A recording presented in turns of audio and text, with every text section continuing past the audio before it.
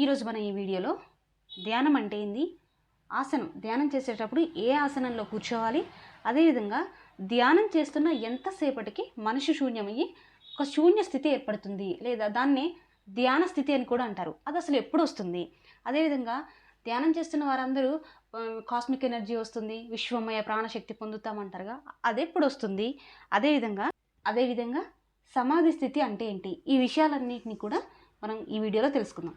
Okay, మొదటిది ఏంటి, ధ్యానం. ధ్యానం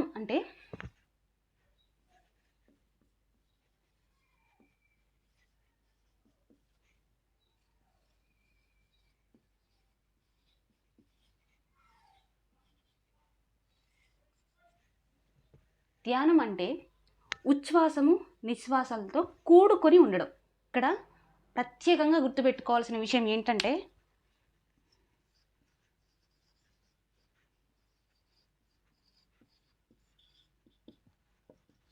సహజంగా జరుగుతున్న ఉచ్ఛ్వాస నిశ్వాసాలను గమనించడం. మనం కొన్ని ధ్యానాలు ఉన్నాయి, కుంభక రేచక ప్రాణాయామం.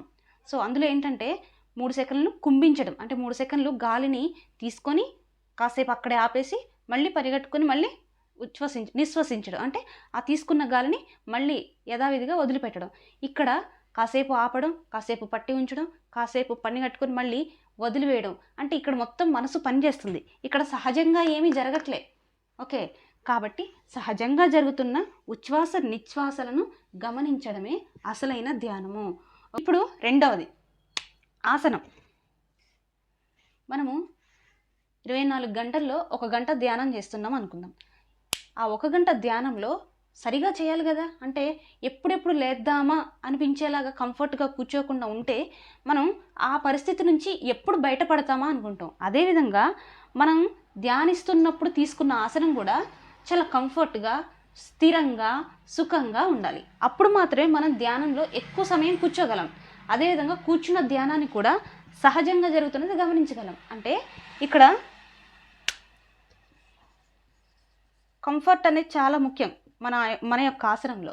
అంతేగాని ఒకానొక ఆసనంలో కాస్మిక్ ఎనర్జీ ఎక్కువగా వస్తుందని, ఇంకొక ఆసనం సింపుల్ ఆసనంలో అయితే కాస్మిక్ ఎనర్జీ తక్కువ, ఇవన్నీ ఏం కాదు.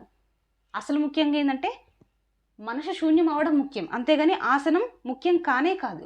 కాబట్టి ఏ ఆసనంలో అయితే ఎక్కువసేపు ఎక్కువ సహజంగా ఎక్కువ సుఖంగా కూర్చోగలమో ఆ ఆసనాన్ని తీసుకొని ధ్యానం చేయాలి. ఓకే, ఇది ఆసనం గురించి. ఓకే, సో ఇప్పుడు మూడవది శూన్యస్థితి ఏంటో చూద్దాం.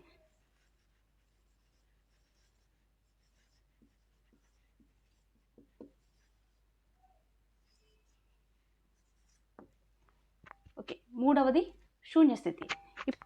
మనము సహజంగా జరుగుతున్న ఈ శ్వాసని గమనించడం వల్ల మెల్లమెల్లగా మనకు ఫర్ సపోజ్ ధ్యానానికి ముందు లేదా కూర్చున్న వెంటనే మనకి 2000 ఆలోచనలు వస్తున్నాయి అనుకుందాం ఫర్ సపోజ్.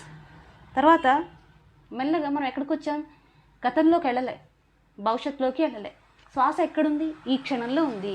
కాబట్టి మనం ఏం చేస్తున్నాం, ఈ క్షణంలోకి శ్వాసని గమనిస్తూ ఈ క్షణంలో వస్తుండడం వల్ల మన ఆలోచనలన్నీ ఎక్కడుంటాయి, ఎక్కడి నుంచి వస్తున్నాయి, మన గతానికి సంబంధించినవి గుర్తొస్తుంటాయి కదా. అంటే గతం ఆగిపోయింది, అంటే సగం ఆలోచనలు తగ్గిపోయాయి ఫస్టే కూర్చోగానే. ఆ తర్వాత ఇంకా మళ్ళీ ఆలోచనలు కట్ చేస్తూ ఉండగా మళ్ళీ భవిష్యత్తు గురించి ఆలోచనలు కూడా కొన్ని తగ్గుతాయి, ఇంకా గతం నుంచి కూడా కొన్ని ఆలోచనలు తగ్గుతాయి, మళ్ళీ సగం తగ్గాయి అనుకుందాం. ఇంకా అలాగే ప్రజెంట్ మూమెంట్లోకి ఇంకా సహజంగా జరుగుతున్న శ్వాసని గమనిస్తున్నాం. అప్పుడు ఏమైతే ఇంకా తగ్గుతాయి. తర్వాత 0, మనం తెలుగులో దీన్ని ఏమంటాం, శూన్యం. ఆలోచనలు ఏమైపోయినాయి, ఇప్పుడు శూన్యం అయిపోయినాయి, ఒక్క ఆలోచన కూడా లేదు. దీన్నే ఇంకో స్థితి అంటారు, ఏమిటి మనకు తెలుసు, ఆలోచన రహిత స్థితి. ఎందుకంటే ఆలోచనలు ఇక్కడ ఉన్నాయా, 0 అయిపోయినాయి, కాబట్టి ఆలోచనలు ఏమీ లేవు. ఆలోచనలు లేని స్థితిని ఈ శూన్య స్థితి. ఆలోచనలు ఉన్నాయా, మరి శూన్యం అయిపోయినాయి. కాబట్టి అప్పుడు ఆలోచనలన్నీ ఏ క్షణమైతే ఎప్పుడైతే తగ్గాయో దానిని శూన్యస్థితి అంటారు. ఇది ధ్యాన స్థితి, దీన్నే ధ్యాన స్థితి అని కూడా అంటారు. అంతేగాని ధ్యానంలో ఇక్కడ కూర్చొని అది ధ్యాన స్థితి కాదు. మనం మామూలుగా కళ్ళు తెరుచుకొని ఆలోచిస్తాం, ధ్యానంలో కూర్చోగానే కళ్ళు మూసుకొని ఆలోచనలు వస్తూనే ఉంటాయి మరి, కానీ అది ధ్యాన స్థితి కాదు. అది ఆలోచన రహిత స్థితి కాదు. ఏ క్షణమైతే ఎప్పుడైతే మనకు పూర్తిగా ఆలోచనలన్నీ సున్నా అయిపోతాయో, జీరో అయిపోతాయో అదే శూన్యస్థితి, అదే ధ్యాన స్థితి. ఓకే, క్లారిటీ వచ్చింది కదా శూన్యస్థితి అంటే. ఇప్పుడు ప్రాణశక్తి అంటే తెలుసుకుందాం. ఇప్పుడు ఆసనంలో కూర్చున్నాం, ధ్యానం చేసాం, శూన్యస్థితి పొందాం. ఇప్పుడు ఒక కుండలోకి నీళ్లు పోయాలి అంటే ఆ కుండలో ఏంటి, ఖాళీ ఉండాలి. ఇప్పుడు మనం ఏ స్థితిలో ఉన్నాం, ఖాళీగా ఉన్నాం, శూన్యంగా ఉన్నాం, ఆలోచన రహితంగా ఉన్నాం. అంటే మన ఆలోచనలు లేవు, ఖాళీ ఉంది మొత్తం, మన బుర్ర మొత్తం, మన మనసు మొత్తం ఖాళీగా ఉంది కాబట్టి బ్రహ్మరంధ్రం ఓపెన్ అయింది ఇప్పుడు. కాబట్టి విశ్వం మొత్తంగా వ్యాపించి ఉన్న విశ్వమయ ప్రాణశక్తి లేదా ఇంగ్లీష్లో కాస్మిక్ ఎనర్జీ ఒక్కసారిగా మన బ్రహ్మరంధ్రం గుండా మనలోకి ప్రవహిస్తుంది. ఓకే, దీనిని విశ్వమయ ప్రాణశక్తిని తీసుకోవడం అంటారు. ఇది ధ్యానంలో కూర్చోగానే రాదు, ఆలోచనలు శూన్యం చేసినప్పుడు మాత్రమే ఈ ప్రాణశక్తి మనకు వస్తుంది అన్నమాట. ఒక్క ఆలోచన కూడా లేకపోతేనే ప్రాణశక్తి వస్తుందా, కొన్ని ఆలోచనలు ఉంటే ప్రాణశక్తి రాదా, ఖచ్చితంగా శూన్యం అవ్వాల్సిందేనా అంటే అలా ఏం లేదు. మనము ఒక కుండకి చిన్న రంధ్రం చేసామనుకోండి, కొంచెమే నీళ్ళు బయటకు వస్తాయి. ఇంకొంచెం పెద్ద రంధ్రం చేస్తే ఇంకొన్ని ఎక్కువ నీళ్ళు వస్తాయి. ట్యాప్ ఎంత ఓపెన్ చేస్తే అంత, మొత్తంగా ఓపెన్ చేస్తే చాలా విశ్వమయ ప్రాణశక్తి మనలోకి వస్తుంది. అంతేగాని మనం ధ్యానంలో కూర్చోగానే ధ్యానం కాదు, ఆలోచనను శూన్యం అవుతున్న కొద్దీ కొంచెం కొంచెంగా ఒకానొక స్టేట్లో చాలా ఎక్కువగా వస్తుంది. ఆ స్థితిని అప్పుడు మనకు వచ్చేది కాస్మిక్ ఎనర్జీ. మరి ఇదంతా బాగానే ఉంది, సమాధి స్థితి ఎప్పుడు వస్తుంది? ఇది వేరు. అదేవిధంగా సమాధి స్థితి కూడా నెక్స్ట్ లెవెల్ అనమాట. సో అది ఎప్పుడు వస్తుందో ఇప్పుడు చూద్దాం.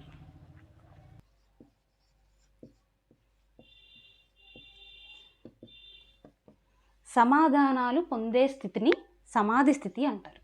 ఓకే, ఇస్తున్న ఈ భౌతిక శరీరం మాత్రమే కాదు, మనందరం 7 శరీరాల సమూహము అని చెప్పారు. అందులో 4వ బాడీ, మన ఈ బాడీస్ గురించి నెక్స్ట్ వీడియో ఇంకా ముందు వీడియోస్లో తెలుసుకుందాం. అందులో 4వ శరీరంలో మన యొక్క ఆత్మ నివసిస్తూ ఉంటుంది. సో నువ్వు ఇంకా అంటే ధ్యానం చేస్తూ ఎవరైనా కానీ ఇంకా మన యొక్క అసలైన స్వరూపానికి కనెక్ట్ అవుతాం. ఆ అసలైన స్వరూపం ఏంటి అంటే ఆత్మస్వరూపం. సో 4వ శరీరంలో ఉంటుంది. అప్పుడు మనందరము ఎలా ఉన్నాయి, ఇప్పుడు కన్ఫ్యూజన్గా, క్లారిటీ లేకుండా చాలా డ్యుయాలిటీగా ఉంటాం. అలాంటప్పుడు ధ్యానం ఎవరు చేస్తారు? కన్ఫ్యూజన్ ఉన్నవాళ్ళు, స్ట్రెస్ ఉన్నవాళ్ళు, కొంచెం వాళ్ళ లైఫ్లో ప్రెషర్గా ఫీల్ అవుతున్న వాళ్ళు, అదేవిధంగా ఆరోగ్యంగా లేని వాళ్ళు, వీళ్ళే కదా. వాళ్ళు ఏం చేస్తారు, ధ్యానం చేయమని చెప్పినప్పుడు ధ్యానం చేస్తారు. డీపర్గా ధ్యానం చేస్తూ ఈ స్టేజెస్ అన్నీ దాటిన తర్వాత వాళ్ళు ఇన్నర్ గైడెన్స్ అంటారు కదా. ఏంటి ఆ ఇన్నర్ గైడెన్స్ అంటే, నిజంగా ధ్యానం చేస్తున్న వారికి ఎవరిచ్చే ఆన్సర్ అది వాళ్ళకి మాత్రమే పరిమితం. అసలైన ఆన్సర్ ఎక్కడ వస్తుందంటే, సమాధి స్థితికి చేరుకున్న తర్వాత మనం ఎటు వెళ్ళాలి, మనకు 2 గోల్స్ ఉంటాయి, ఏ గోల్ తెలుసుకోలేకపోతున్నాం, అప్పుడు మనకు ఒక ఆన్సర్ వస్తుంది మన ఇన్నర్ గైడెన్స్ నుంచి, సమాధానం. ఓకే, మనకి ఈ జాబ్లో జాయిన్ అవ్వాలా, ఇది బాగానే ఉంది, ఇది బాగుంది, ఏ జాబ్లో జాయిన్ అవ్వాలి, సమాధానం లేదు. ధ్యానం చేస్తే సమాధి స్థితికి వెళ్తే, ఇదిగో ఈ జాబ్లో జాయిన్ అవ్వు, ఇది బాగుంది, సమాధానం వచ్చింది. నెక్స్ట్ నేను ఒక కోర్స్ చేయాలనుకుంటున్నా, ఏం చేయాలి? నేను మా అన్నయ్యని అడిగాను, ఆయనకు తెలిసిన నాలెడ్జ్ వరకే ఆయన చెప్పగలడు. నాకు చదువు చెప్పారు టీచర్ని అడిగాను, ఆయనకి ఎంత తెలుసో అంతే చెప్తారు. కాబట్టి నాకు ఇప్పుడు సమాధానం కావాలి. ఆ సమాధానం ఎలా ఉండాలంటే తిరుగులేని సమాధానంగా, ఇంకా డౌటే లేదు అన్నట్లుగా. అది ఎవరిస్తారంటే, మన లైఫ్ పర్పస్ ఏంటో తెలిసిన మన ఆత్మకి తన ప్రణాళిక మొత్తం తెలుసు, దానికి తగినట్లుగా మనకి గైడ్ చేస్తూ ఉంటుంది. వీళ్ళకెలా తెలుసు మన పర్పస్? వాళ్ళకి తెలియదు, వాళ్ళకి తెలిసింది చెప్తారు. కాబట్టి మనం కనుక ధ్యానం చేసినట్లయితే, శూన్యస్థితిని పొందినట్లయితే, సరైన ప్రాణశక్తిని మంచిగా చాలా తీసుకున్న తర్వాత మనము అల్టిమేట్ గైడెన్స్కి చేరుకోగలము, మనం సమాధి స్థితికి చేరుకోగలం. అక్కడ సమాధానాలు ఉన్నాయి, మన లైఫ్కి సంబంధించి, మన గోల్స్కి సంబంధించి, మన యొక్క నిర్ణయాలకు సంబంధించి, అన్నిటికి సంబంధించిన సమాధానాలు ఉన్నాయి. ఇక్కడికి వెళ్ళండి అని పత్రి సారు అందుకే చెప్తారు, ఎవరి మీద డిపెండ్ అవ్వద్దు, ధ్యానం చేస్తే అన్ని సమాధానాలు వస్తాయంటే ఇదనమాట. ఇది సమాధి స్థితి అంటే. ఓకే, మీకు క్లారిటీ వచ్చింది అనుకుంటున్నా. ఆనాపానసతి, శ్వాస మీద ధ్యాస చేయాలి. అదేవిధంగా స్థిరంగా సుఖంగా ఉన్న ఆసనం తీసుకోవాలి. ఆలోచనలన్నీ శూన్యమైన క్షణమే శూన్యస్థితి.